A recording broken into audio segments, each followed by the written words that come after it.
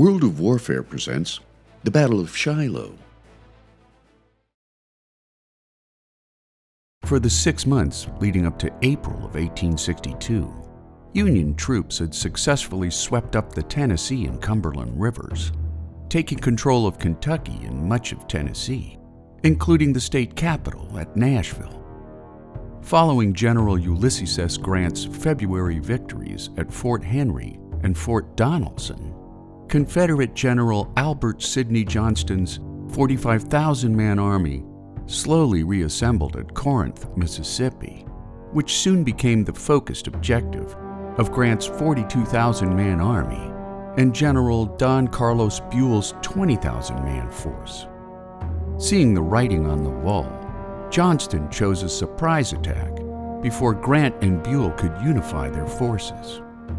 Conducting a dawn patrol on April 6, 1862, Union soldiers stumbled upon a battle-ready Confederate line just a mile from the Union Army's main encampment.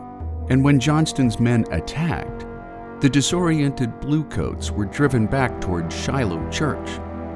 Before long, Grant's entire force was pushed back by Johnston's aggressive offensive, and while a complete Confederate victory seemed ever more imminent, Buell's forces began to arrive to shore up the failing Union line. By mid-afternoon, Johnston took to the field to direct a Confederate assault on the weakest part of the Union line until he was struck in the leg by a bullet, which severed an artery with fatal consequence.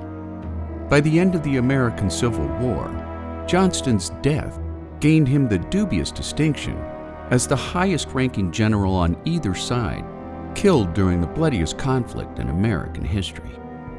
His replacement that day, General Pierre G.T. Beauregard, halted the Confederate advance at nightfall, but not before driving the Union Army back 2 miles to Pittsburgh Landing. Now combined with the full force of Buell's army, who had arrived after dark on April 6, Grant engaged in an overwhelming counteroffensive the following day, which forced exhausted Confederate troops back toward Shiloh Church, retracing their steps through hard-earned battlefields from the day before. April 7th would prove to be a decisive victory for Grant and the Union cause, but not without a combined casualty count of 23,000 men killed, captured, wounded, or missing, witnessing a level of violence nearly twice as egregious than earlier battles at Bull Run, Wilson's Creek, Fort Donelson, and Pea Ridge, at the same time sending a collective wave of horror through Northerners and Southerners alike.